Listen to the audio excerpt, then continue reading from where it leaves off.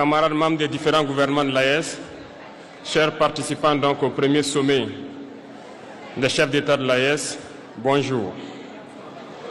C'était un immense plaisir et un honneur de nous retrouver ici aujourd'hui, une date bénie, une date mémorable, le 6 juillet 2024, ici à Niamey. Avant tout propos, rendons grâce à Dieu qui a permis donc que ce jour soit. Nous lui disons merci pour tout ce qu'il a pu faire pour nous jusqu'à aujourd'hui et tout ce qu'il fera pour le peuple de l'AES. Permettez-moi également de rendre hommage au peuple nigérien. Ce peuple qui a tant souffert depuis l'avènement du CNSP et qui continue de rester debout. Merci aux Nigériens qui nous ont réservé un accueil chaleureux hier lorsque nous avons foulé le sol de notre patrie ici. Vous êtes plus que des amis, vous êtes plus que des voisins, vous êtes nos frères, vous êtes nos sœurs. Parce que la fraternité va au-delà de l'amitié ou du voisinage. Nous avons le même sang qui coule dans nos veines. Dans nos veines coule le sang de ces vaillants guerriers qui ont combattu et qui ont réservé ces terres que nous appelons Mali, Burkina et Niger. Dans nos veines coule le sang de ces vaillants guerriers qui ont aidé le monde entier à se débarrasser du nazisme et de beaucoup d'autres fléaux.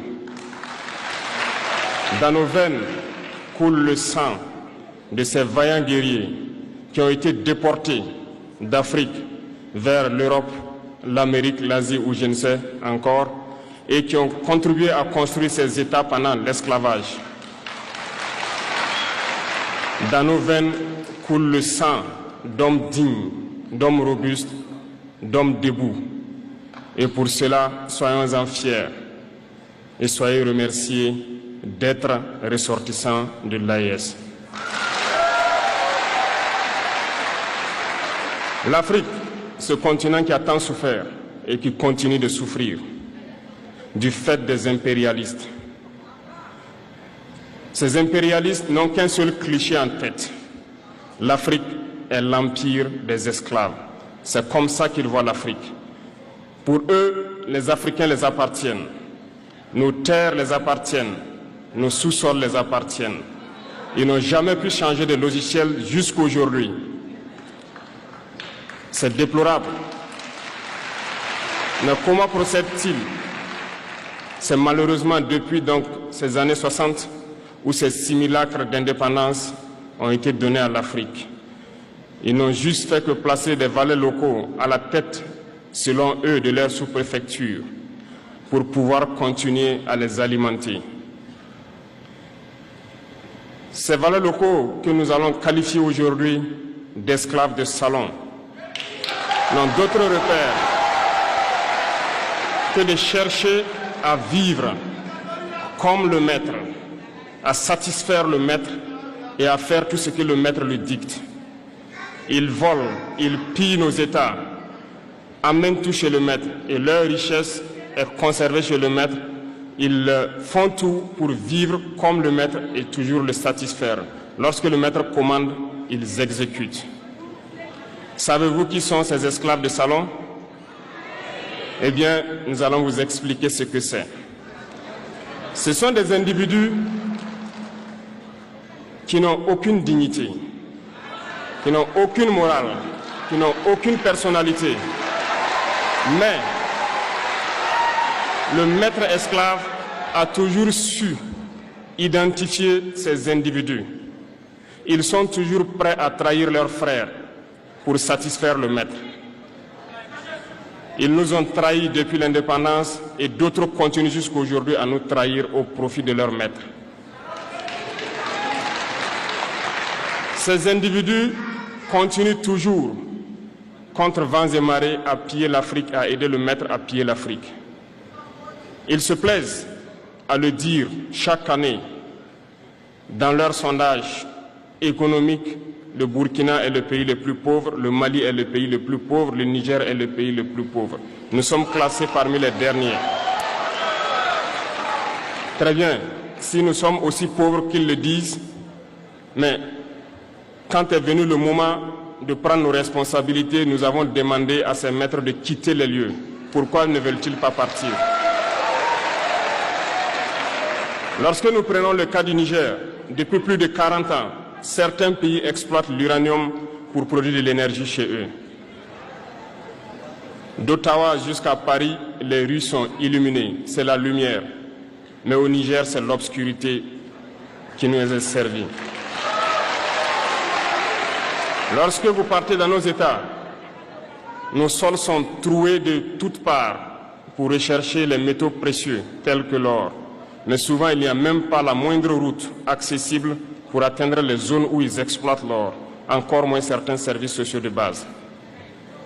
Voilà pourquoi nous avons décidé de nous révolter et de prendre le destin de nos pays en main. Il y a bien d'autres exemples. Mais lorsque nous avons décidé ainsi, eh bien, nous avons été approchés par certains esclaves de salon pour nous passer le message de leur maître. Parce qu'ils avaient créé cette sorte de chaîne polymère qui se relève à la tête de nos États pour les servir. Et nous sommes venus briser la chaîne. Et c'est inconcevable pour eux. Ils nous ont donc approchés et ils nous ont demandé de rentrer dans les rangs pour faire partir de l'élite qui doit diriger l'Afrique, parce qu'ils ont une élite formée et formatée qui doivent suivre, qui sont incrustés dans cette chaîne-là. Nous avons refusé de rentrer dans leur rang. Et dès lors, les hostilités ont commencé. Et ils ont fait fourvoyer dans nos zones plusieurs mercenaires, des formateurs. Les agents sont descendus dans le Sahel pour espérer mener des attaques barbares, lâches contre nos populations, espérer les révolter.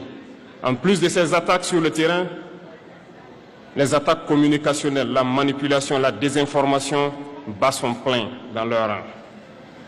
Mais les peuples du Sahel ont compris et plus jamais on ne pourra les manipuler. Ils savent d'où ils viennent, ils savent ce qu'ils font et ils savent où ils partent.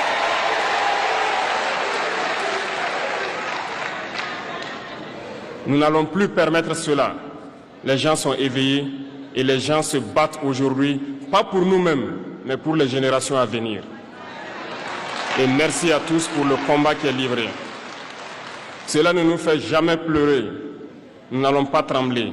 Nous allons affronter. Nous allons nous battre pour l'indépendance réelle, pour notre liberté. Parce que pour faire peur au peuple de l'AES, ces individus n'ont que 3 termes dans la bouche: démocratie, liberté, droits de l'homme. Bien sûr, leurs valets locaux ne sont élus que dans un processus démocratique, libre et transparent selon eux leurs valeurs. Quoi de plus normal qu'on veuille nous imposer cela, parce que c'est eux qui édictent les règles. Très bien, nous avons décidé de nous assumer. Voilà pourquoi un 26 juillet 2023, lorsque le Niger a décidé de tourner la page, les esclaves de salon et leurs maîtres sont montés sur les grands chevaux. Ils ont mis leurs valets locaux en avant et ont décidé de mener une guerre contre le peuple nigérien. Nous avons donc dit, quiconque osera s'en prendre au Niger nous aura en face, parce que nous mènerons une guerre sans merci jusqu'à la dernière goutte de sang pour quiconque osera s'attaquer à nos États. Cette parole, cette décision que nous avons eue hier est d'actualité aujourd'hui et sera d'actualité demain et pour toujours. Ainsi naquit l'AES le 16 septembre 2023 dans une architecture de défense mutuelle. Mais nous avons jugé nécessaire de prolonger et d'agrandir donc l'architecture de l'AES. Ce qui nous rassemble aujourd'hui doit nous permettre d'aller sur d'autres terrains en plus de la défense, notamment les finances et l'économie, les infrastructures, la santé, l'éducation, bref, j'en passe.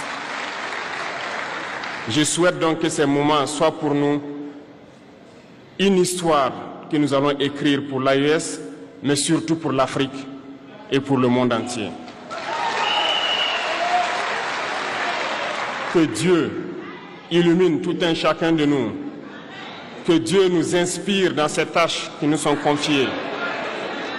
Et surtout, que lorsque nous faisons tous nos travaux, que nous ayons en tête une seule chose, l'intérêt suprême de nos populations. Sur ce, nous prions encore une fois de plus, bon Dieu, qu'il nous accompagne tous dans nos différentes tâches, qu'il protège nos combattants, qui, grâce à eux, nous permettent d'être assis ici et d'échanger autour de l'avenir de nos États. Soyez donc remerciés une fois de plus, peuple nigérien. Soyez unis et solidaires, peuple de l'AES, la patrie ou la mort.